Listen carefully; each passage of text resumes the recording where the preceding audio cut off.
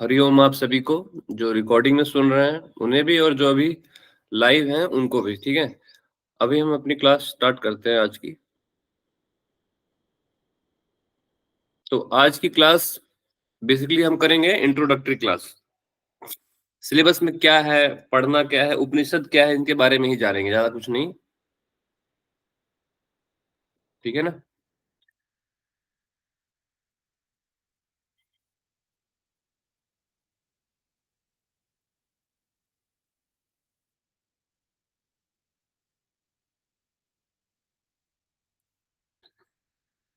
एक सेकंड दीजिएगा।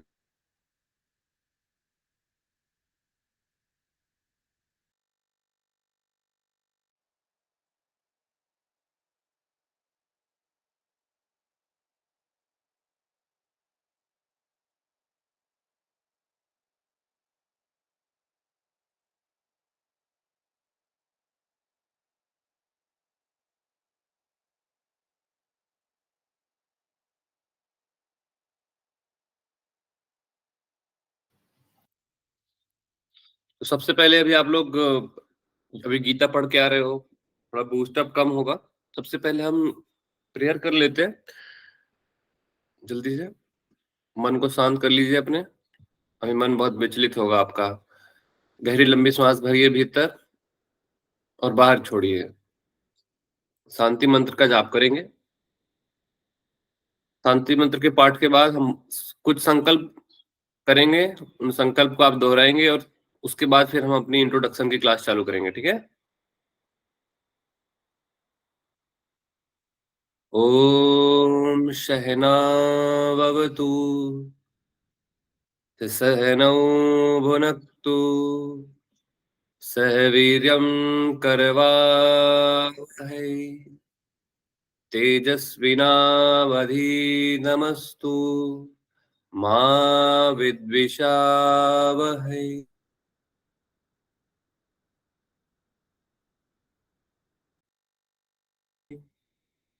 मेरे साथ सभी प्रतिज्ञा दोहराएंगे।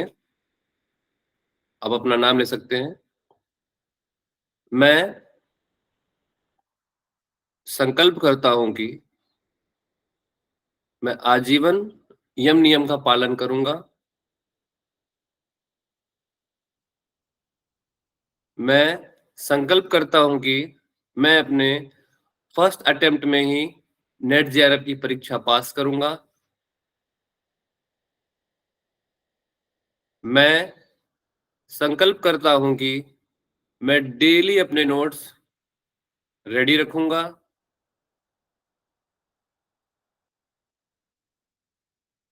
मेरी संकल्प शक्ति सुदृढ़ है, पवित्र है, अबाध्य है। ओम ओम ओम। मेरे पास अजेय मनोबल है। ओम ओम ओम। मैं मेरी संकल्प शक्ति से सब कुछ कर सकता हूं। ओम ओम ओम। दोनों हाथों को रब करें, अपनी प्रतिज्ञा का मनन करते हुए हम आज का आज की जो क्लास है सबसे पहले इसको स्टार्ट करते हैं। तो बेसिकली आज हम पढ़ने जा रहे हैं उपनिषद। योग उपनिषद है बेसिक आपका, क्योंकि उपनिषद मेन उपनिषद तो आप पढ़ ही चुके हैं। शायद प्रतिका मैम आपको पढ़ा रही हैं। ठीक है। इस उपनिषद से कैसे क्वेश्चन आते हैं वो भी बताऊंगा मैं आपको, और उपनिषद क्या होता है उसके बारे में थोड़ा सा जान लेते हैं। इस मेरी वॉइस और वीडियो सब क्वाइट क्लियर है? Yes sir. ठीक है। सबसे पहले उपनिषद। एग्जाम में कई बार पूछा है कि उपनिषद में जो ऊपर के जो प्रत्यय लगे हुए हैं ना, उपधन निधन शद, तो उन तीनों में से मतलब कुछ ना कुछ प्रश्न आ जाएगा। एकदम बेसिक सा क्वेश्चन आता है उपनिषद से। उपनिषद क्या है? तो सबसे पहले हम जानते हैं प्रस्थान त्रयी के बारे में। प्रस्थान त्रयी के भीतर ये जो है ना हमारे तीनों आते हैं, श्रीमद् भगवत गीता, ब्रह्म सूत्र और उपनिषद। इन तीनों का वर्णन प्रस्थान त्रयी में होता है। आप लोगों को याद होना चाहिए प्रस्थान त्रयी क्या है। ठीक है। श्रीमद् भगवत गीता, ब्रह्मसूत्र तथा उपनिषद, ये तीनों मिलकर क्या कहे जाते हैं? प्रस्थान त्रयी कहे जाते हैं। अब प्रस्थान त्रयी में प्रस्थान त्रयी के 3 मुख्य स्तंभ माने जाते हैं। कौन कौन से? देखो, सबसे पहले आप देख लो गीता, ब्रह्मसूत्र और उपनिषद। इनमें से आपके एग्जाम में क्वेश्चन पूछ लेगा कि भगवत गीता कौन सा प्रस्थान है? स्मृति प्रस्थान है कि श्रुति प्रस्थान है कि न्याय प्रस्थान? तो आपको ज्ञात होना चाहिए कि श्रीमद् भगवत गीता कौन सा है? स्मृति प्रस्थान। और फिर और फिर उपनिषद, उपनिषद को बोलते हैं श्रुति प्रस्थान। और फिर आखिरी में ब्रह्म सूत्र को न्याय प्रस्थान कहते हैं। ठीक है, यहाँ पे एक बार और इसको बताया हुआ है, उपनिषद श्रुति प्रस्थान, भगवत गीता स्मृति प्रस्थान, ब्रह्म सूत्र न्याय प्रस्थान। अभी श्रुति प्रस्थान से मतलब क्या होता है? श्रुति प्रस्थान से मतलब ये है जो कहे जाते हैं। ठीक है, गुरु शिष्य के बीच में संवाद होता है, कहे जाते हैं। श्रुति मतलब सुनकर। तो भगवत गीता में जो ये भी स्मृति के द्वारा जो स्फुरित होता है ना, उसको बोलते हैं स्मृति प्रस्थान। फिर ये इस तरह से ब्रह्म सूत्र को न्याय प्रस्थान कहते हैं। अब क्या क्यों जरूरी है प्रस्थान त्रयी के बारे में जानना? तो आप ये समझ लीजिए, जैसे कि आप कोई भी मान लीजिए, आप किसी का भी हम ऋषि का नाम लें, निम्बकाचार्य है, आदि शंकराचार्य है, रामानुजाचार्य है, माधवाचार्य, कितने ही बड़े बड़े जितने भी गुरु हैं, उन्होंने यदि अपना कोई मत दिया होगा, कोई सा भी मत, तो सबसे पहले उन्हें इन तीनों पे भाष्य लिखना पड़ता है। कौन से तीनों पे? गीता, ब्रह्मसूत्र और उपनिषद। इन तीनों पर भाष्य लिखना पड़ता है। मतलब इन तीनों पर भाष्य लिखने के बाद ही आप अपना मत दे सकते हैं, ऐसा बताया गया है। ठीक है, समझ में आ गया उपनिषद क्या क्या है, मतलब कहां से आया है? प्रस्थान त्रयी में बेसिकली होता है ये। ठीक है, अब देखिए उपनिषद में यहां से बहुत बेसिक क्वेश्चन आता है कि उपनिषद में जो ऊपर के जो 2 उपसर्ग लगे हुए हैं, सद धातु लगी है, उसका क्या अर्थ होता है? उपनिषद शब्द का क्या अर्थ होता है? कई लोगों को पता ही नहीं होता है ना। तो इस चीजों को जानते हैं कि क्या है उपनिषद। उपनिषद में आप देखेंगे उपधन्नी 2 उपसर्ग है और है अंत में सद धातु। ठीक है,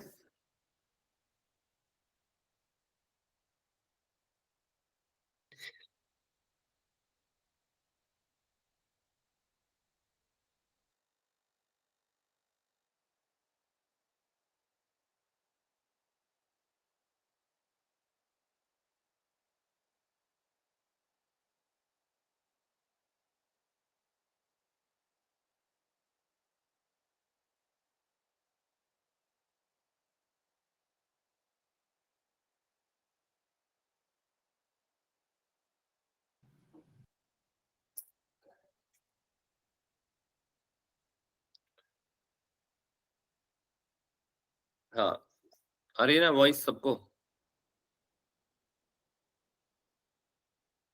जी सर।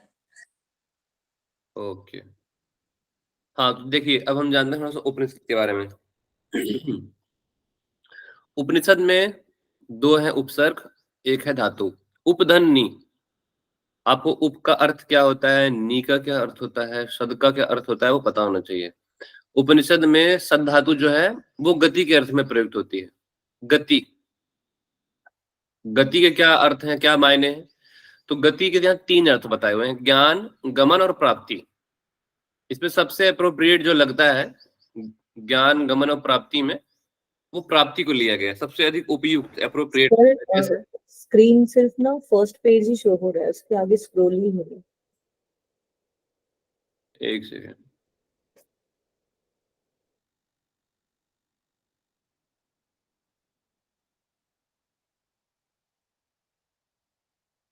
ये स्क्रीन शो नहीं हुई थी अभी? अभी हो रही है सर, इसके पहले नहीं होती।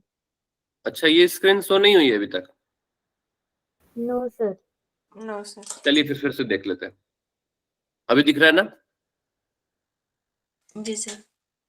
हाँ Yes, चलिए एक बार फिर से देख लेते हैं, क्योंकि देखकर और सुनकर ज्यादा समझ में आती चीजें, है ना, आपने वो पढ़ा होगा।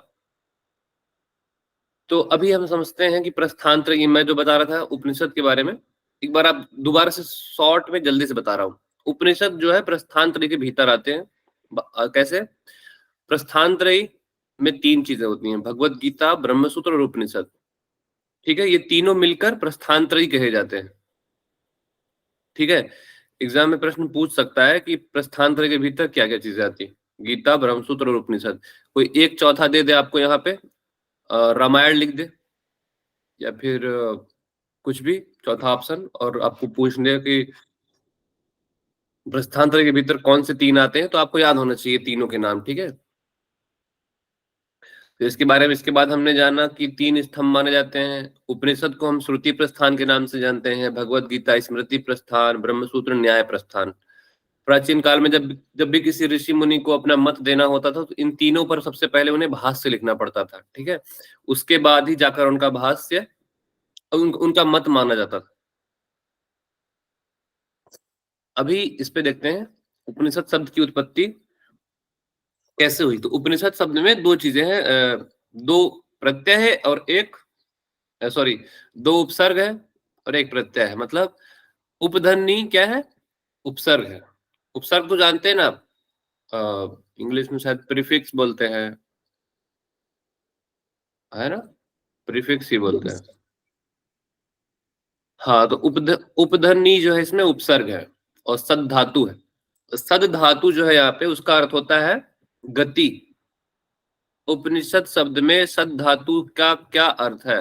सद, अगर क्वेश्चन आपसे बन जाए तो सद का अर्थ यहाँ पे कई जगह लिखा हो, कुछ भी लिखा हो सकता है। गति के शब्द का अर्थ है ज्ञान, गमन और प्राप्ति। यहाँ पर सबसे अप्रोप्रिएट मैंने बताया था कुछ देर पहले, प्राप्ति को सबसे ज्यादा अप्रोप्रिएट माना है। किस चीज की प्राप्ति होगी? प्राप्ति होगी ब्रह्म ज्ञान की, आत्म साक्षात्कार की। ठीक है, आत्मबोध होना, आत्मबोध की प्राप्ति होना, उसी अर्थ में, मतलब आत्मा का साक्षात्कार होना, मतलब आत्मा का परमात्मा, आत्मा को परमात्मा की प्राप्ति। ठीक है, ब्रह्म ज्ञान की प्राप्ति, इस तरह से प्राप्ति का अर्थ अधिक उपयुक्त माना जाता है। ज्ञान भी है, गमन भी है।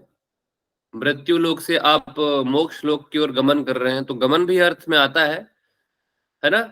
मोक्ष देने वाले ज्ञान को, मोक्ष जो देते हैं जो ज्ञान, उसे भी उपनिषद कहा जाता है, और ज्ञान तो है ही उपनिषद में। तो सबसे ज्यादा अप्रोप्रिएट यहाँ पे प्राप्ति है। किस चीज की प्राप्ति? जो मैंने बताई अभी। अब देखिए आगे उपनिषद के बारे में संस्कृत में लिखा है, उपसामीप्येन निरन्तरं प्राप्नुवन्ति परम ब्रह्म यया विद्या या सा उपनिषद। जिस विद्या के द्वारा किसकी प्राप्ति हो, किसके सामीप्य जाया जा सके? पर ब्रह्म। पर ब्रह्म कौन है? आगे वाली नहीं हो रही, पहले वाली हो रही है सर।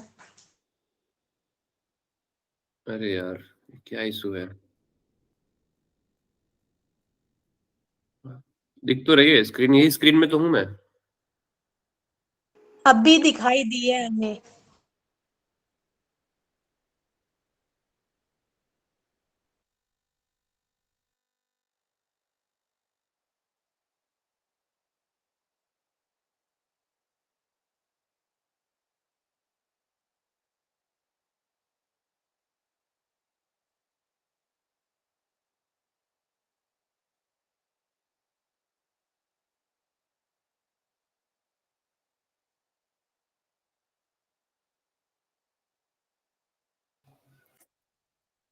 अच्छा, अभी दिख रही है ना स्क्रीन?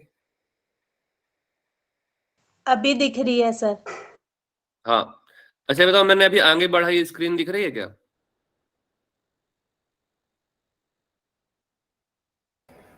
सर अभी स्लाइड चेंज की है? चेंज हुआ उपनिषद क्या शब्द इसमें? की उत्पत्ति वाली स्क्रीन दिख रही है से पहले। रुको यार, एक बार वापस से हम ना स्क्रीन शेयर कर लेते हैं। Stop sharing.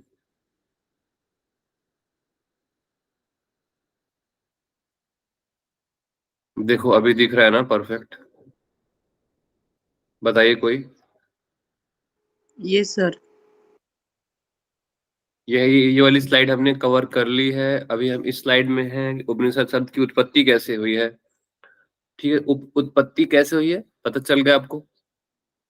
अब इसमें जो अर्थात बताया है, उपनिषद की एक परिभाषा दी हुई है, जिस विद्या के द्वारा पर ब्रह्म का सामीप्य प्राप्त हो, पर ब्रह्म के सामीप्य जाया जा सके जिस विद्या के द्वारा, वह उपनिषद है। ठीक है, पर ब्रह्म को तो सभी जानते हैं ना, पर ब्रह्म, पर ब्रह्म सर्वश्रेष्ठ। दिख रही सर। क्या हुआ? सर आप जो बता रहे हो ना वो स्क्रीन नहीं दिख रही हमें, वो पहले वाली ही दिख रही है। उपनिषद वाली दिख रही है सर। उपनिषद शब्द की उत्पत्ति लिखा है आपकी स्लाइड में? नहीं लिखा है सर। नहीं सर, फर्स्ट वाली शो। प्रस्थानत्रय वाली है सर, प्रस्थानत्रय वाली। अरे यार, फिर क्या दिक्कत है आज।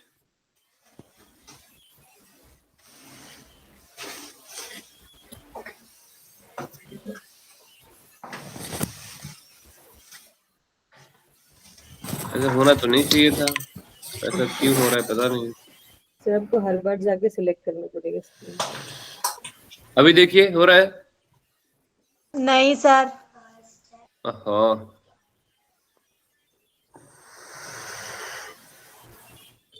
अभी हुई सर।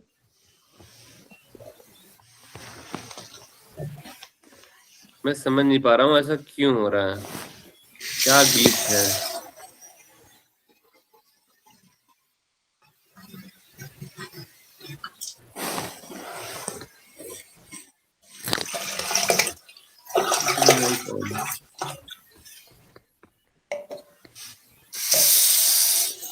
देखिए अभी आप लोग ना कोशिश करते हैं, इस बार आप लोग को दिख रहा हो। किसी का माइक ऑन है उसको ऑफ करिए प्लीज। अभी बताइए आप लोगों को क्या दिख रहा है इस स्लाइड में? सर उपनिषद का शाब्दिक अर्थ। शाब्दिक अर्थ होता है। शाब्दिक अर्थ होता है। अभी नो चेंज सर। अभी भी वही। चेंज नहीं हुआ? No sir. नहीं हुआ सर। अरे यार, तो गलत हो गया आज। सर आप क्लिक कर रहे हैं ना, वो तो चेंज हो रहा है।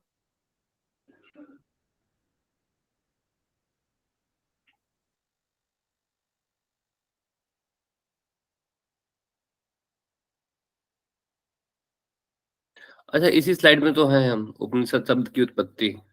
ठीक है इसको देखिए एक बार आप लोग, कुछ तो ग्लिच है इस पे, शायद नेटवर्क इशू है दोस्त, इस वजह से ऐसा हो रहा है। और इस समय सच बताया ना तो ये जियो का जो नेटवर्क है वो कम हुआ है हमारे एरिया में, इसलिए ऐसा हो रहा है। चलिए एक बार देखते हैं वापस से ना।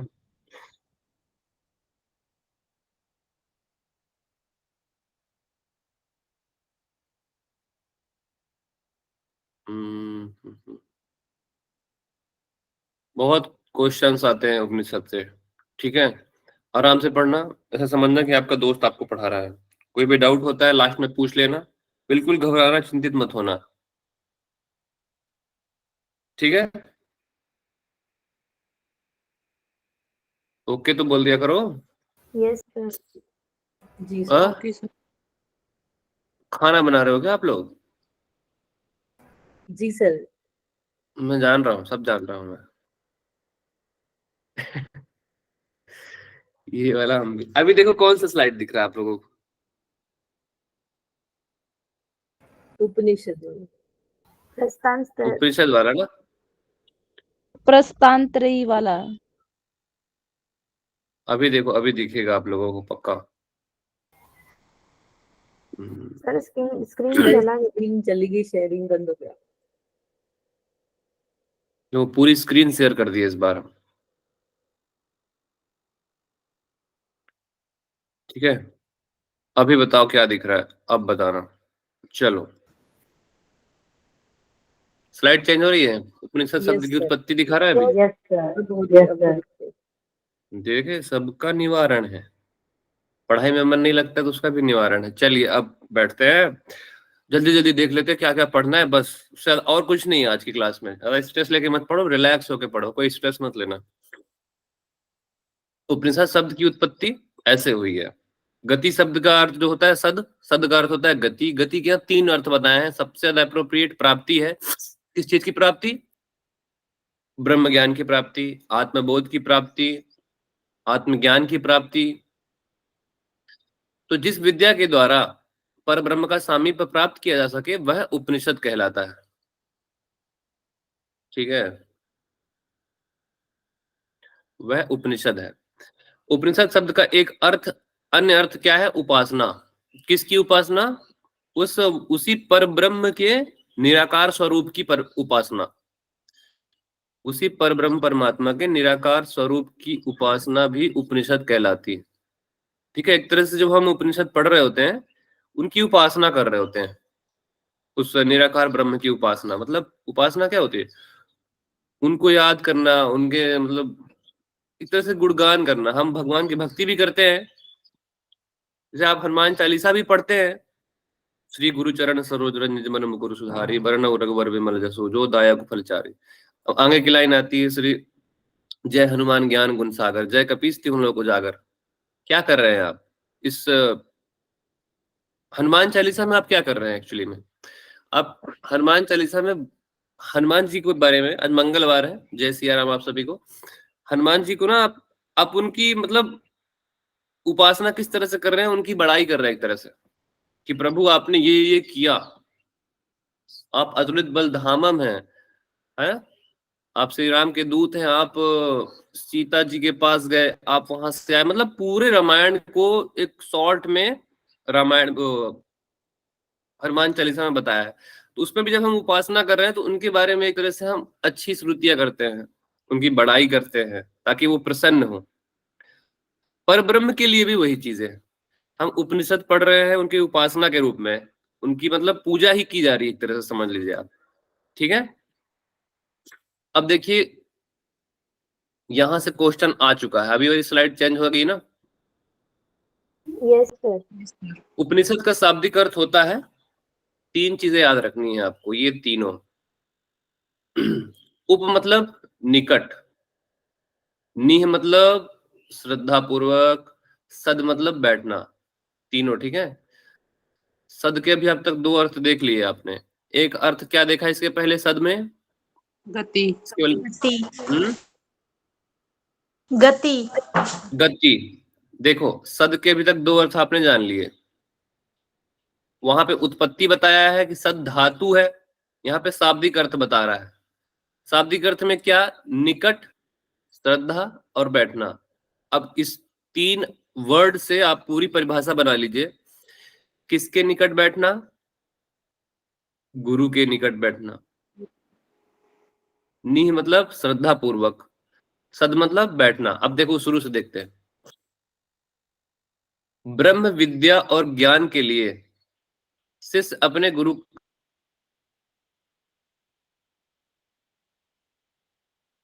शिष्य का अपने गुरु के पास सर, वॉइस बैठना ब्रेक हो उपनिषद रही है। कहलाता है। एक तरह से शॉर्ट। क्या हुआ?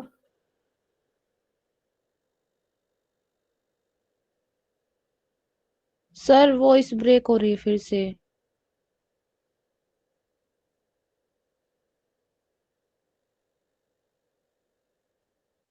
क्या हो गया अभी?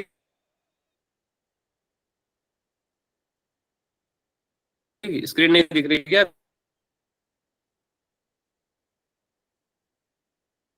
अभी फिर से? सर स्क्रीन दिख रही है बट वेट वॉइस कोई बताए? सर स्क्रीन भी बंद हो गया था।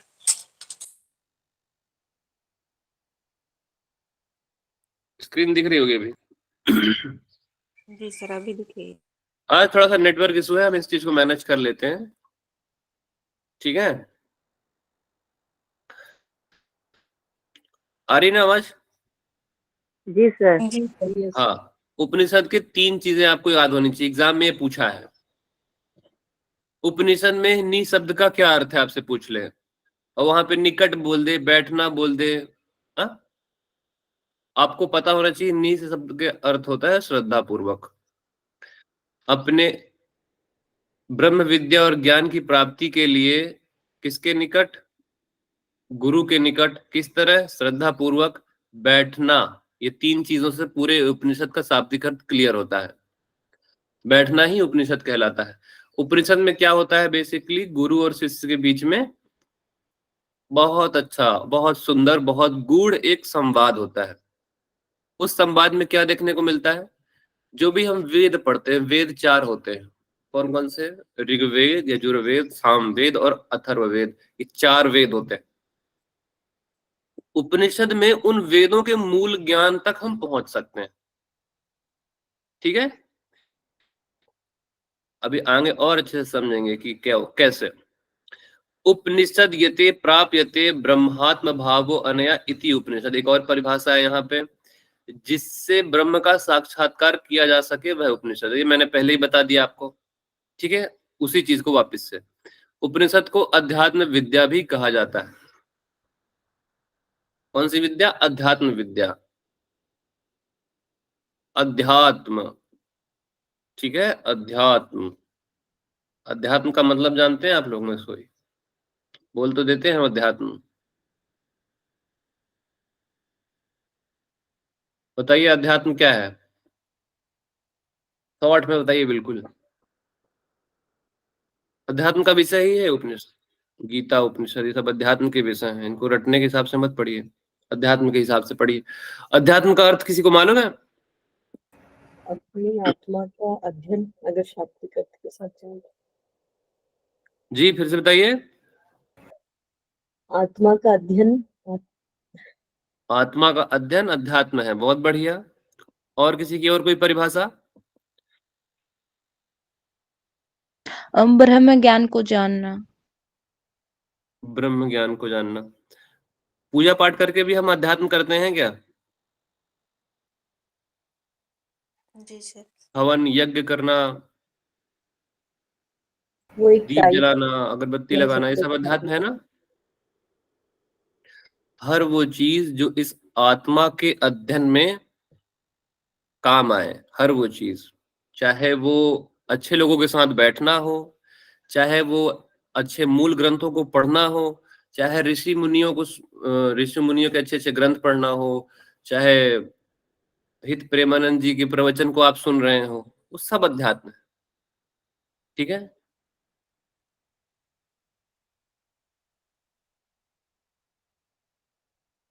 ठीक है। जी सर। Okay sir. चलिए, तो इसमें 4 चीजें हैं, ब्रह्म ज्ञान, आत्मज्ञान, तत्व ज्ञान और ब्रह्म विद्या। ये सब किसके पर्यायवाची हैं? इसी उपनिषद के। ब्रह्म ज्ञान, आत्मज्ञान, तत्व ज्ञान, ब्रह्म विद्या। अब एग्जाम में पूछ भी सकता है आपसे कि उपनिषद के क्या क्या पर्यायवाची हैं और कौन सा नहीं है। तो आप लोग पहचान तो लोगे मुझे लगता है, थोड़ा सा लॉजिक लगाना। ठीक है,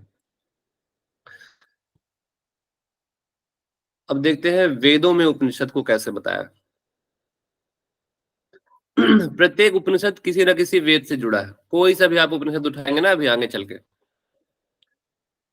ईशावास्य उपनिषद किस वेद से जुड़ा है? कौन बताएगा?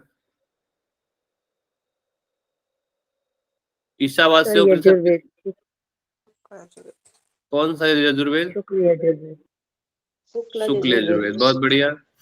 ऋग्वेद कौन से उपनिषद से है? सॉरी, ऐत्रेय उपनिषद किस वेद से है? सर आंसर ऋग्वेद आपने से बता सर। दिया। मैंने ही आंसर कर दिया। ऋग्वेद से। बहुत बढ़िया। तो देख रहे हो कि हर एक उपनिषद जो है किसी न किसी वेद से जुड़ा हुआ है। कैसे? क्योंकि यहां बोला है वेदों के अंतिम भाग को उपनिषद कहते हैं। उपनिषदों का दूसरा नाम वेदांत होता है, मतलब वेदों का अंतिम भाग या फिर वेदांत, दोनों ही। क्या होता है इनमें? इनके अंदर परमेश्वर, परब्रह्म, आत्मा के स्वभाव और उनके संबंधों का दार्शनिक और ज्ञानपूर्ण वर्णन किया जाता है। किस पे? उपनिषदों में। किसके बारे में होगा? उसी पर ब्रह्म परमेश्वर के बारे में बताया जाएगा। जितना भी है, आत्मा क्या है, ब्रह्म क्या है, आत्मबोध क्या है, आत्म साक्षात्कार क्या है, ये सारी की सारी जो हमारी जिज्ञासाएं ऋषि मुनियों के मन में उठी थी, इनका सबका वर्णन आपको उपनिषद में देखने को मिलता है। अब प्रत्येक वेद जो होता है, प्रत्येक वेद कौन कौन से होते हैं? 4 होते हैं, ऋग, यजुर, साम और अथर्व। प्रत्येक वेद जो है 4 भागों से मिलकर बने होते हैं, मतलब उनको डिफाइन किया होता है अलग अलग, ये बाद में किया गया है। संहिता, ब्राह्मण, आरण्यक और उपनिषद, ठीक है। कोई सा भी वेद होगा इन 4 भागों में बटा हुआ होगा।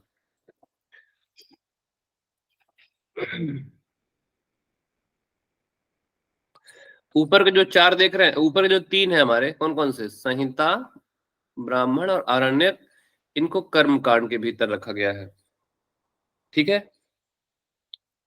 उपनिषद जो है वो ज्ञान कांड के भीतर रखा गया है। कर्म कांड क्यों कह रहे हैं, ज्ञान कांड क्यों कह रहे हैं? उसमें कर्मों का वर्णन है। कर्म कैसे, यज्ञ कैसे होता है, मंत्र क्या होते हैं, मंत्रों का जाप क्या होता है, यज्ञ विधि क्रम क्या होगा, ये कर्म जितने भी है ना, उन सब का वर्णन इन्हीं तीनों में होता है, संहिता, ब्राह्मण और आरण्यक में। उपनिषद में ज्ञान की बातें होती है, इसमें ना यज्ञ की बातें होती हैं, ना ही मंत्रों का जाप होता है, इसमें ज्ञान की बातें होती है, साक्षात्कार जैसे कि होता है। पढ़ेंगे इसको आगे, समझ में आ गया ना कि ज्ञान कांड और कर्म कांड क्या अंतर है इसमें? ज्ञान कांड और कर्म कांड। जी सर। हाँ, इसमें क्यों कर्म कांड कह रहे हैं? ब्राह्मण को, संहिता को, आरण्यक को क्यों कर्म कांड कह रहे हैं? क्योंकि इसमें कर्मों का वर्णन है। आखिरी जो उपनिषद है अकेला, वो ज्ञान कांड है। गीता क्या है, ज्ञान कांड है कि कर्म कांड है? बताओ। ज्ञान कांड। ज्ञान कांड है, बहुत बढ़िया। चलो एक बार देख लेते हैं, संहिता, ब्राह्मण, आरण्यक और उपनिषद। संहिता के भीतर क्या होता है? जो वैदिक ऋचाएं होती हैं, मंत्र होते हैं, उनके समुदाय को संहिता कहते हैं, ठीक है। किसी देवता विशेष की स्थिति में प्रयुक्त होने वाले अर्थ स्मारक को मंत्र कहते हैं। मंत्र क्या है? देवता आदि जो भी ऋषि होते, देवता विशेष होते हैं ना, कभी इंद्र की पूजा होती है, कभी शिव की होती है, तो उनको मतलब हम अगर मार्कंडेय ऋषि ने महामृत्युंजय मंत्र का जाप किया, ओम त्र्यंबकं यजामहे सुगंधिम पुष्टिवर्धनम उर्वारुकमिव बन्धनात् मृत्योर्मुक्षीयमामृतात् मामृतात्, तो ये जो उन्होंने जाप किया, वैसे तो अपने आप को उन्होंने, उनको जो श्राप मिला था, मतलब एक तरह का वरदान या श्राप, जो भी कह लीजिए, उन्होंने एक तरह से शिव भगवान को प्रसन्न करने के लिए उस मंत्र को बनाया। और उसके साथ ही साथ मृत्युंजय तो है ही, वो मंत्र महामृत्युंजय मंत्र है। मंत्र किसी ना किसी एक अर्थ में होंगे। छोटा मंत्र होगा तो ज्यादा बार जाप करना पड़ता है, बड़ा मंत्र है छोटा कम बार जाप करना पड़ता है, सबका अलग अलग एक अर्थ होता है। मंत्र एवं ही हम कुछ नहीं ऐसे बोल रहे होते हैं कि ईम हीम हीम हम, ऐसा कुछ नहीं होता है। मंत्र जो होता है वो एक अर्थ रूप में होता है, किसी ना किसी रूप में, एक अर्थ रूप में होता है। तो किसी भी जैसे देवता विशेष की स्थिति में, मतलब एक अप्रोप्रिएट किसी चीज में होगा, अर्थ रूप में होगा, उसको मंत्र कहते हैं, ठीक है। अब ब्राह्मण क्या है? इनमें जो है, जो मंत्र अभी आप पढ़ रहे हैं, मंत्र का जाप जो कर रहे हैं, उन मंत्रों का क्या है इसमें, इसमें मंत्रों की व्याख्या होती है। यज्ञ अनुष्ठान का विस्तार पूर्वक वर्णन करने वाले ग्रंथ को वर्णन ब्राह्मण कहते हैं, ठीक है।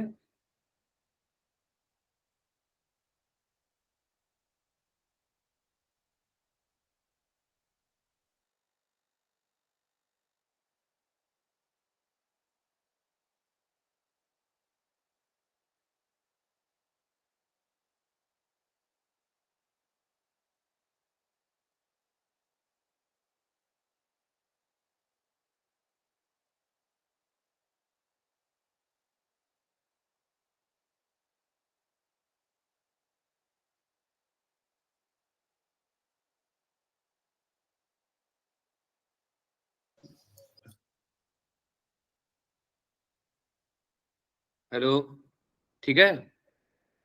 जी सर। आगे समझ में जी संहिता सर। क्या होती है? मंत्रों का समुदाय संहिता कहलाता है। आज मुझे सर्दी है दोस्त, इसलिए थोड़ा सा ना मैं डिस्टर्ब हूँ आज। तो पहला ही दिन सर्दी लेके बैठ गए हम। आरण्यक, अरण्य मतलब होता है जंगल, वन। वन में पठनीय होने के कारण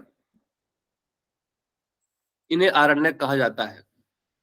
इन ग्रंथों में वानप्रस्थ आश्रम के उपयोगी क्रियाकलाप का वर्णन होता है। 4 आश्रम कोई बताओ कौन कौन से होते हैं? 4 आश्रम के नाम बताइए। सर ब्रह्मचर्य, गृहस्थ, वानप्रस्थ और संन्यास।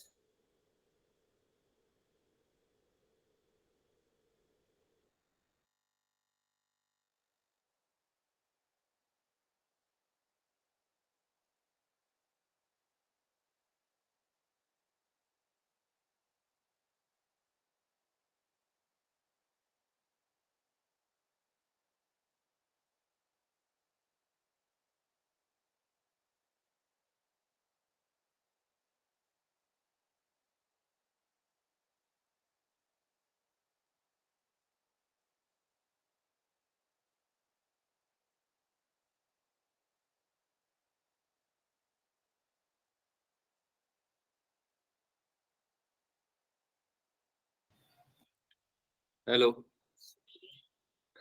तो 4 बताए इन्होंने, कौन कौन से?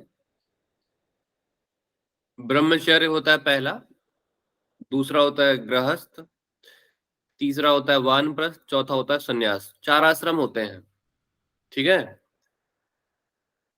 कुछ लोग होते हैं सीधे संन्यास धारण कर लेते हैं, शादी नहीं करूंगा। हाँ, कुछ लोग हैं शादी नहीं करूंगा, सीधे संन्यास धारण करूंगा। तो क्या मतलब है फिर? सबसे बड़ा आश्रम गृहस्थ आश्रम, मतलब एक तरह से समझ लीजिए आप, मतलब चारों ही आश्रम है। हर आश्रम की अपनी अपनी, मतलब 1 से 25 तक ब्रह्मचर्य, उसके बाद 25 से लेकर 50 तक गृहस्थ, फिर उसके बाद 25 के जो 75 तक होते हैं, 50 से 75 वो वानप्रस्थ, फिर अंत में संन्यास। संन्यास मतलब भाई आत्मबोध, आत्म साक्षात्कार, मोक्ष के लिए जाना, उसको कहते हैं आखिरी। तो इसमें जो है, जो तीसरा आश्रम बताया है ना, वानप्रस्थ आश्रम,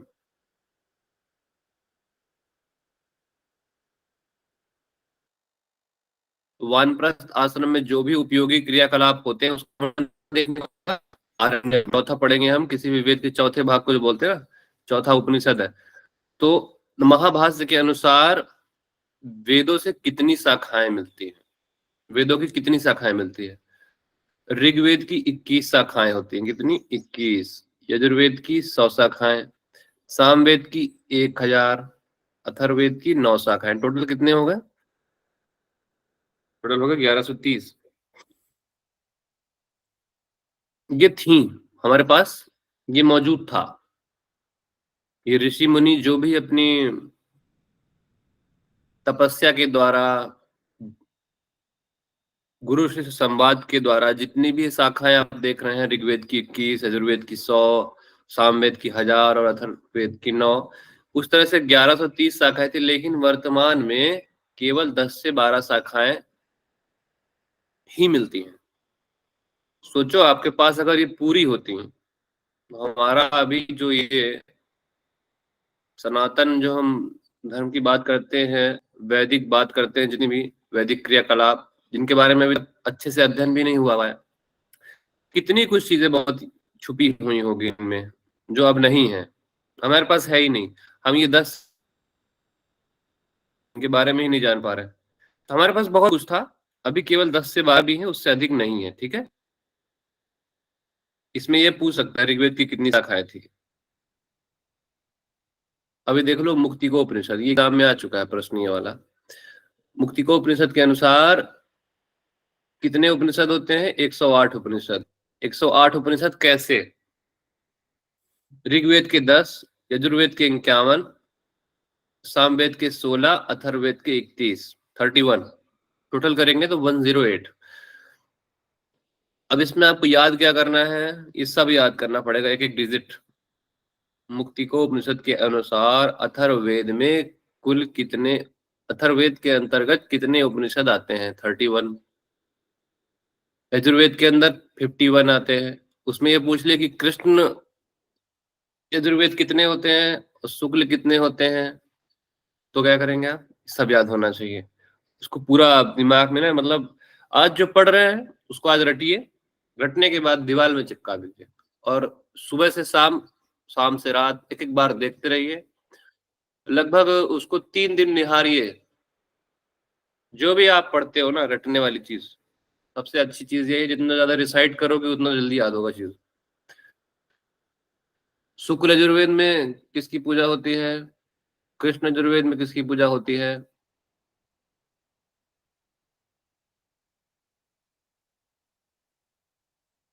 इसके बारे में बाद में चर्चा करते हैं, ठीक है? अभी ये देख लो, ये 4 वेदों के नाम तो सबको मालूम होंगे, ऋग्वेद, यजुर्वेद, सामवेद और अथर्ववेद। आयुर्वेद किसका उपवेद है? अथर्ववेद। अथर्ववेद। अथर्ववेद का। बहुत बढ़िया। 108 उपनिषद में से अलग अलग प्रकार के उपनिषदों की संख्या है, ठीक है? अब देखिए हम कौन सा पढ़ने वाले हैं, हम पढ़ेंगे योग उपनिषद, ठीक है? लेकिन आपको ये जानना है, हमारे काम का तो केवल ये है यहाँ पास, योग उपनिषद पढ़ना है। सर हो गया, 20 बताए जिसमें से 8 हमको पढ़ने हैं। इसको जान लो, एग्जाम में आता है। मुख्य उपनिषद 10 होते हैं, नाम पूछता हूँ किसी से, 10 के 10। संन्यास के उपनिषद बताए हुए हैं 17, वेदांत के बताए हैं 24, शैव अर्थात शिव की उपासना वाले उपनिषद बताए हैं 14, वैष्णव के उपनिषद बताए हैं फिर से 14, शाक्त अर्थात शक्ति, शक्ति अर्थात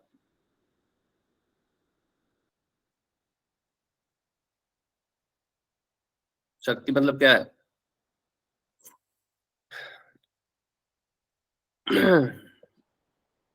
शिव और शक्ति का मिलन ही योग है कहते हैं, शिव और शक्ति का मिलन। तो यहाँ शाक्त अर्थात शक्ति, इसके बताया है 9।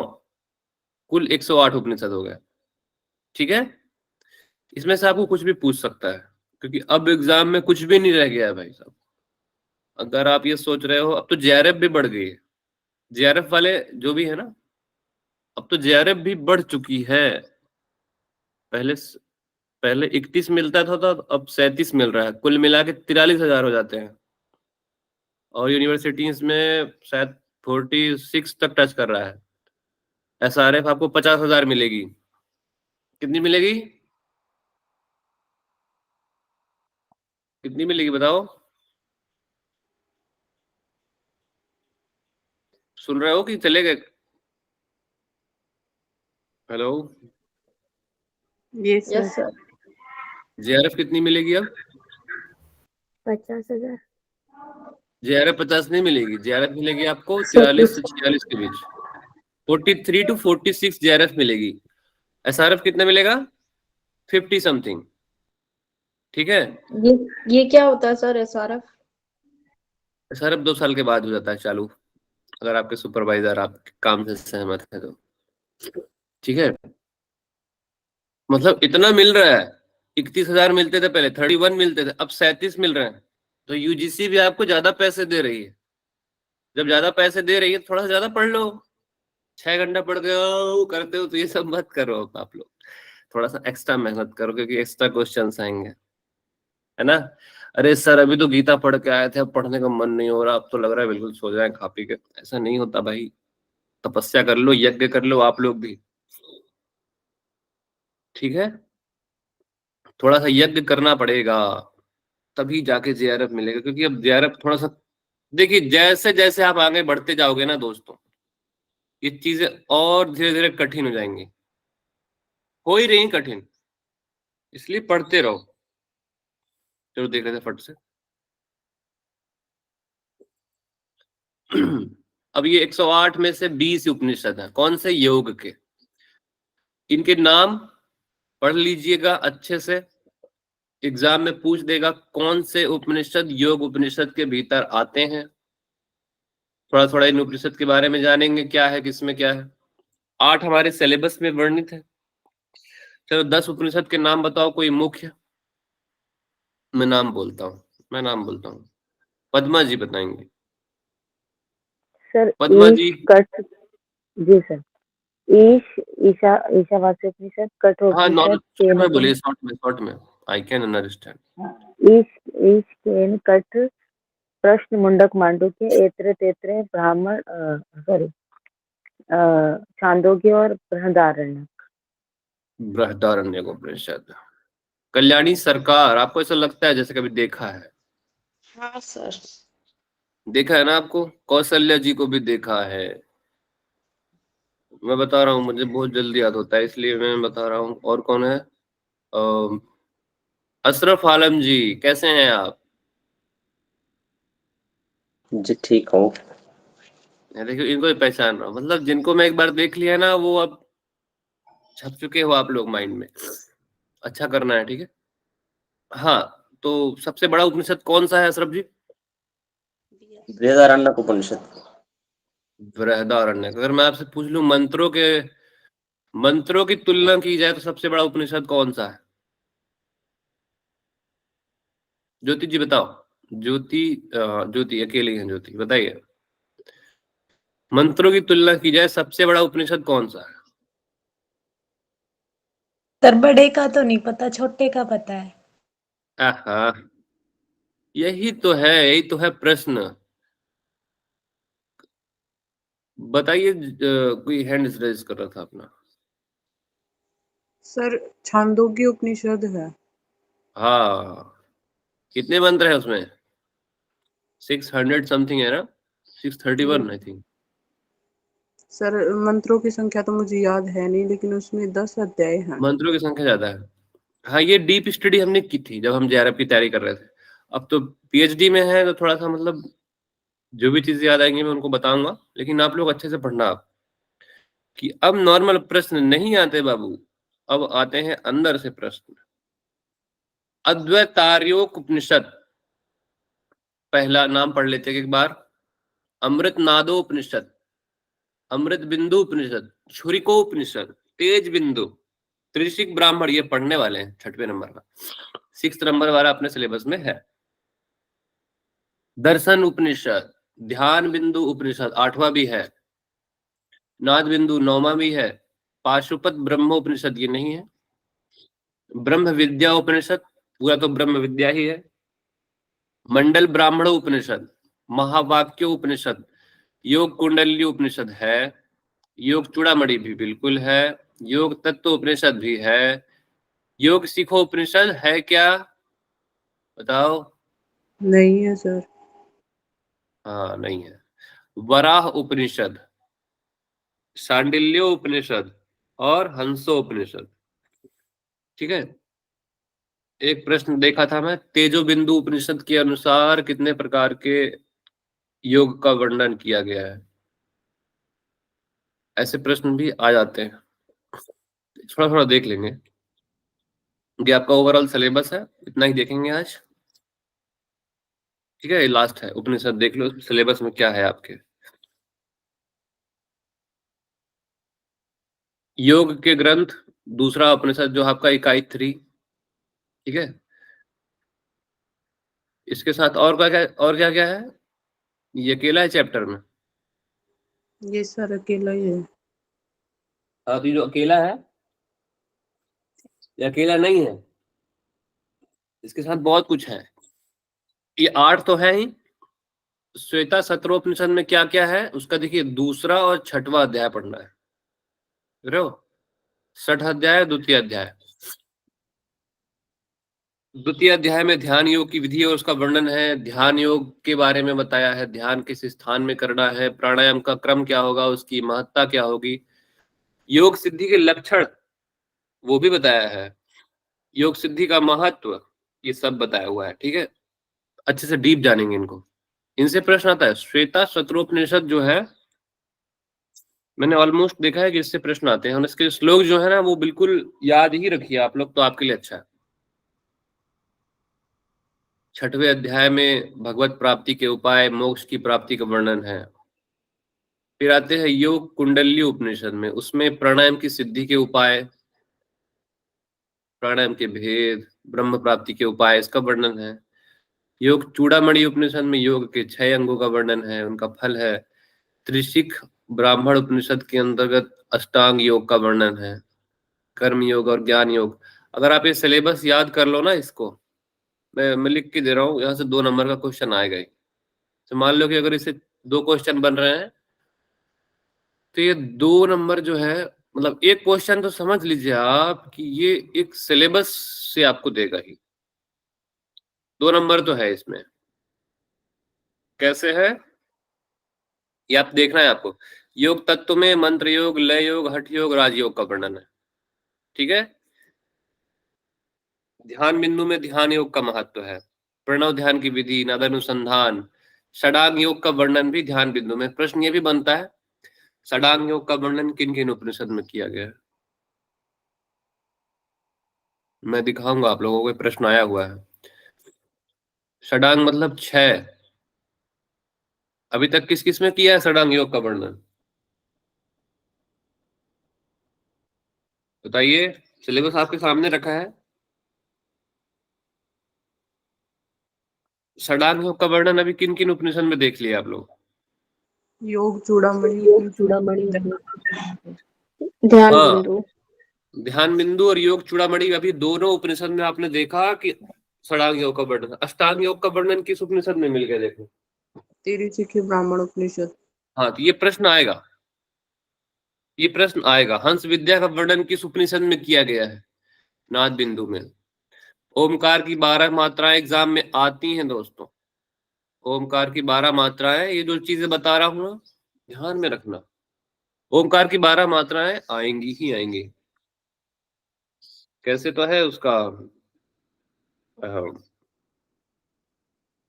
किसको याद है 12 मात्राएं।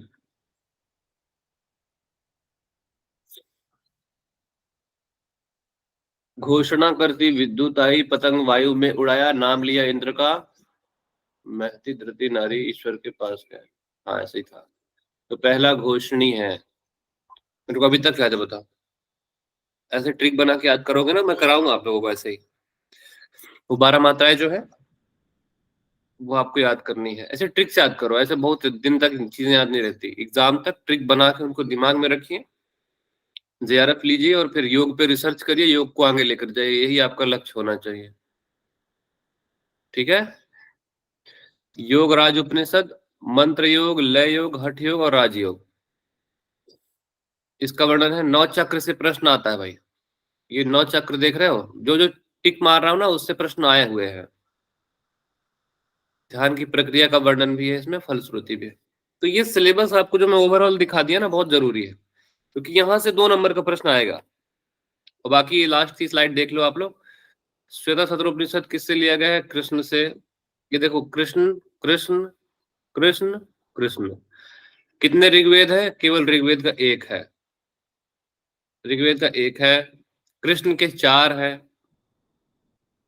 सामवेद का 1 है, शुक्ल यजुर्वेद का 1 है। अब जो अलग अलग है उनको देख लो पहले आप।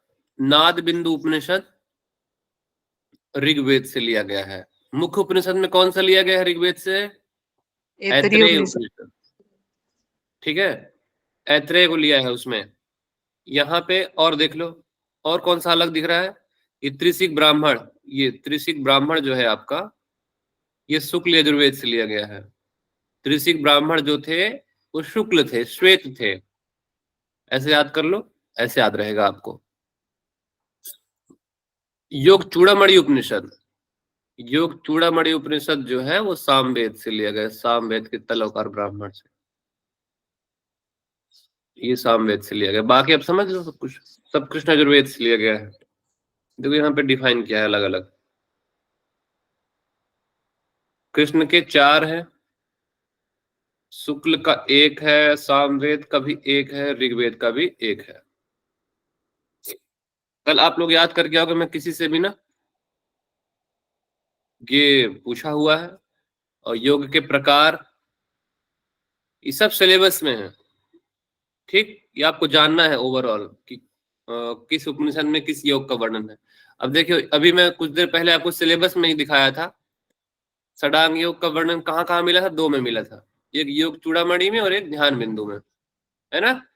इससे प्रश्न बना है, इस छोटे से प्रश्न, इससे छोटी सी चीज से प्रश्न बन गया था। ये अष्टांग योग का वर्णन दिख रहा है, ये भी वर्णन है। अच्छा, अष्टांग योग का वर्णन इसमें तो है ही, सबसे ज्यादा अप्रोप्रिएट इसमें है, त्रिशिक ब्राह्मण। कर्मयोग ज्ञान योग का श्वेता सत्रोपनिषद में है। चतुरंग योग का योग राजोपनिषद में है। नाद बिंदु उपनिषद किस वेद से लिया गया है? ऋग्वेद से। वाह, जल्दी याद कर लिया आप लोग। योगराज उपनिषद किससे लिया गया है? योगराज किसी किससे से? लिया गया है? किस उपनिषद से? किस वेद से? हाँ योगराज से नहीं सर। हाँ, किसी से नहीं लिया है, नाद बिंदु ऋग्वेद से लिया है, ऐसे याद रखना। ऐसे एग्जाम में प्रश्न आते हैं। स्लाइड शेयर कर दूंगा आप लोगों को, एक बार देख के इसका रिवीजन करके आइएगा। ये कुछ प्रश्न आए थे पिछले साल, देख लो। अभी मुक्ति को उपनिषद में बताया था ना, कितने प्रकार के उपनिषद हैं, कितने उपनिषद बताए थे? 108। 108 सर। 108 था। देखो ये प्रश्न बना है 21 में, जो मैंने पढ़ाया है अभी उसमें देखो प्रश्न कैसे बने थे।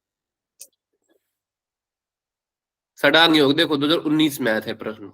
ये टुच्चू सा चीज है बिल्कुल, ये प्रश्न बन के आ गया और परेशान कर दिया। याद ही नहीं आता एग्जाम हॉल में, सब चीज सब बराबर दिखते हैं, बिल्कुल सेम। क्या उत्तर होगा इसका बताइए? Second 1 2 option. 3 4 में कौन सा उत्तर होगा?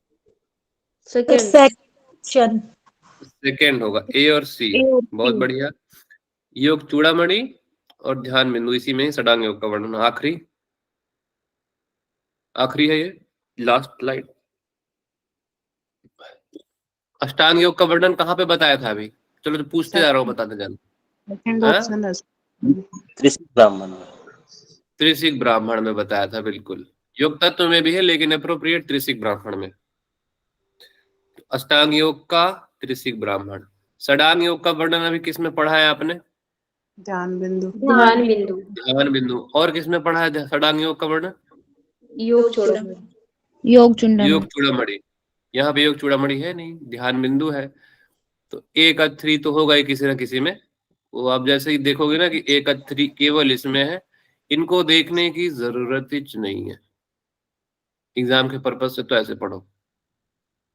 एक अथरी अगर इसमें है, आंख बंद करके इसमें टिक लगा देना एग्जाम हॉल में जब बैठना कंप्यूटर के सामने।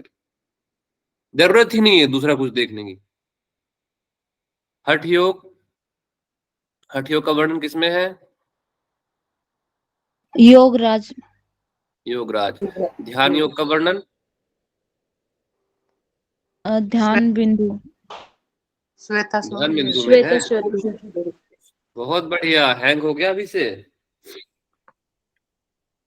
ध्यान बिंदु में है। और किस में है? श्वेता सत्र उपनिषद में भी ध्यान योग का वर्णन है। ठीक है, देखो ऐसे एग्जाम में प्रश्न आते हैं। और भी प्रश्न के इसमें लेवल बढ़ा दिए हैं, मैं अभी तो नहीं दिखा रहा हूँ, नेक्स्ट टाइम दिखाऊंगा आपको। ठीक है, चलो आज के लिए इतना इनफ है। बहुत सारा नेटवर्क इशू भी था आज। ठीक है, आज के लिए इतना ही। आपका दिन शुभ हो। कल हम फिर मिलेंगे। आज का जो भी पढ़ाया है वो पढ़ के आइएगा। कल से हम पढ़ेंगे श्वेता सत्रोपनिषद। बहुत इंपॉर्टेंट है एग्जाम के पर्पज से भी। ठीक है, आया समझ? तेज तो नहीं था, जैसे भी है बता दो। आज पहला दिन, आप फीडबैक दे सकते हो, इस हिसाब से फिर चलेंगे। तो मुझे सर्दी भी है ना। समझ में आया sir, thank you so much. समझ आया ना? बस फिर और क्या चाहिए। और किसी को कुछ डाउट हो, कोई सजेशन देना चाह रहा हो कि सर थोड़ा सा धीरे या फिर तेज, जो भी है